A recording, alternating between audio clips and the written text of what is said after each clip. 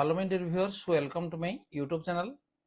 जे आमर ओटीटी 2026 जोटा कि आमर मे मास 29 तारिख रे हेबाकु जाउची। तन जो माने ओटीटी देवा पई निजको प्रस्तुत करिज निश्चित भाव ए वीडियो समान पई दरकार आसीबो।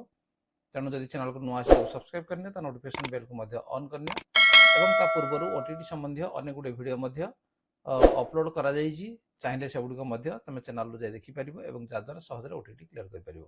त ठीक अछि, आज हम आलोचना करिबा जे चाइल्ड डेवलपमेंट एंड पेडागोजी तार काली 1 ରୁ 30 नंबर पर्यंत मु आलोचना करथिली। आज आलोचना करिबी 31 नंबर रू 60 नंबर अर्थात आउ 30 टी प्रश्न एवं जोड़ा गेला परीक्षा उपयोगी। ताल ठीक अछि, वीडियो को प्रथम रू शेष पर्यंत देखिने एवं तार उत्तर जोड़ा की परीक्षा आसीबार बहुत मध्य संभावना अछि। त निजको प्रिपेयर करनियो। नंबर 31, पाठ्यक्रम प्रस्तुतिर नियम निम्नलिखित मध्यरु केउंटी? पाठ्यक्रम प्रस्तुतिर नियम निम्नलिखित मध्यरु केउंटी? शिशु केंद्रिक नियम, कर्म केंद्रिक नियम, नमनीयता नियम, उपरोक्त समस्त। तो एटे कोन आसीबो जे सब गुडगा आसीबो जे कर्म केंद्रिक, शिशु केंद्रिक, नमनीयता सब गुडक रहइबो। इ हला पाठ्यक्रम प्रस्तुतिर नियम। नेक्स्ट नंबर 32, विद्यालयर साधारण और योजनाबद्ध अनुभूतिर सामग्रिक रूप पाठ्यक्रम रे प्रतिफलित हेबा विधेय यह केउ आयोगक मत? कोठारी, जातीय शिक्षा नीति, माध्यमिक शिक्षा, जातीय शिक्षा नीति। मन रख जे ये हूँ आमर माध्यमिक शिक्षा आयोगक मत। पाठ्यक्रम उपयुक्त संगठन पाई निम्नलिखित मध्यरु केउ विषय वस्तु को विचार को नियाजिबा आवश्यक? पाठ्यक्रम उपयुक्त संगठन पाई कार्यनिर्घंट, पाठ, श्रेणी परिचालना, उपरोक्त समस्त। एठी मध्ये कोन हबो? सब गुडिक हबो। तन सब गुडिक विचार को नियाजिबा निहाती दरकार। गोटे शिक्षा वर्ष रे क्रमान्वय सब बेले श्रेणी रे पिलामानकर शिक्षण उपलब्धि जानिया पई जेउ कार्यक्रम करा जाई थाए ताहाकू मूल्यांकन, प्रश्नोत्तर, परिमाण, मान निर्धारण। तन या भितर ता कहजिबो कोन जे ताकू मान निर्धारण बोली ताकू कहा जाय थाए। नेक्स्ट, मान निर्धारण जेते बेले उभय बौद्धिक और सहबौद्धिक क्षेत्र पई करा जाय। मान निर्धारण आमर कोटे से कहू बौद्धिक एवं सहबौद्धिक क्षेत्र पई जदि करा जाय ताहले ताकू कोन कहजिबो? निरवच्छिन्न मूल्यांकन, ना सामग्रिक मूल्यांकन, ना निदानात्मक मूल्यांकन, समाप्तिमूलक मूल्यांकन। याकू कहजिबो जे सामग्रिक मूल्यांकन बोली कहजिबो बा ऑलराउंड डेवलपमेंट जोटा कहउछि। केउ मूल्यांकन द्वारा शिक्षक निजर शिक्षादान व्यवस्था पद्धति और पद्धति केते दूर फलप्रद हला ताहा जानि पारंती। व्यवस्थार मूल्यांकन, सामग्रिक मूल्यांकन, निरवच्छिन्न मूल्यांकन, निदानात्मक मूल्यांकन। तन ये हबो कोन जे निरवच्छिन्न मूल्यांकन बा कंटीन्यूअस इवैल्यूएशन बा असेसमेंट। देखो, बौद्धिक अणबौद्धिक गुणावलीर परिमापक हेउछि समापन मूल्यांकन, समव्यापक मूल्यांकन, गठनमूलक मूल्यांकन, निदानात्मक मूल्यांकन। तने एठु रहबो कोडा जे समव्यापक मूल्यांकन येला बौद्धिक अणबौद्धिक गुणावलीर परिमापक। नेक्स्ट, अणबौद्धिक दिगर मूल्यांकन पाई केउ कौशल व्यवहार होई थाए? अणबौद्धिक दिगर मूल्यांकन पाई ठीक अछि पर्यवेक्षण, मौखिक, लिखित परीक्षा, प्रयोगात्मक। तो या भितर सठिक आसीबो कोडा ने पर्यवेक्षण। ठीक अछि, आमे पर्यवेक्षण करने आमे अणबौद्धिक दिगर मूल्यांकन करि पारिबा। बौद्धिक क्षेत्र रे मान निर्धारण पाई केउ कौशलटी व्यवहार होई थाए? बौद्धिक क्षेत्र रे लिखित परीक्षा, मौखिक, साक्षात्कार, पर्यवेक्षण। तो ये हबो कोन जे लिखित परीक्षा। नेक्स्ट, पाठ्यक्रम शेष रे शिक्षार्थी मानकु सर्टिफिकेट प्रदान करिया पई केउ प्रक्रिया अवलंबन करा जाई थाए? निरवच्छिन्न मूल्यांकन, व्यवस्थान मूल्यांकन, समापन मूल्यांकन, गठनमूलक मूल्यांकन। तेणु से कहूँ पाठ्यक्रम शेष रे जेहेतु ये हूँ हमर समापन मूल्यांकन परे तेने सर्टिफिकेट प्रदान करा जाई थाए। जेमिति हमर 10th परीक्षा, +2 परीक्षा एउडा सब। नेक्स्ट, 41, परीक्षण केते प्रकार रो? 2, 3, 4, 5। तेणु परीक्षण हूँ हमर 3 प्रकार रो। राज्यर, जिला बा एक अंचल समस्त विद्यालय मानकरे गोटे श्रेणी रे पढ़ुथिबा समस्त पिलांकु पाई जेउ परीक्षण व्यवहार करा जाय ताहाकू शिक्षक प्रस्तुत परीक्षण, मानकीकृत परीक्षण, समाप्ति सूचक परीक्षण, औपचारिक परीक्षण। तन या भितर आकु कहजिबो जे मानकीकृत परीक्षण बोली आकु कहजिबो। नेक्स्ट, अबाध अनुक्रिया प्रश्न को केते भाग रे विभक्त करा जायछि? मन रख जे आकु चारि भाग विभक्त करा जाइछि। नेक्स्ट, भारतर राजधानी नाम डैश यह केउं प्रकार प्रश्नर उदाहरण अटे? निर्वाचन प्रश्न, समापन प्रश्न, सीमित उत्तरमूलक प्रश्न, रचनात्मक प्रश्न। ये हूँ समापन प्रश्न, कहीं लिखला एटा कौन माने संपूर्ण हो वाक्य, तेनाली समापन प्रश्न बोली कहवा। नेक्स्ट, निम्नलिखित मध्यरु केउंटी निर्वाचन प्रश्नर गुण अटे?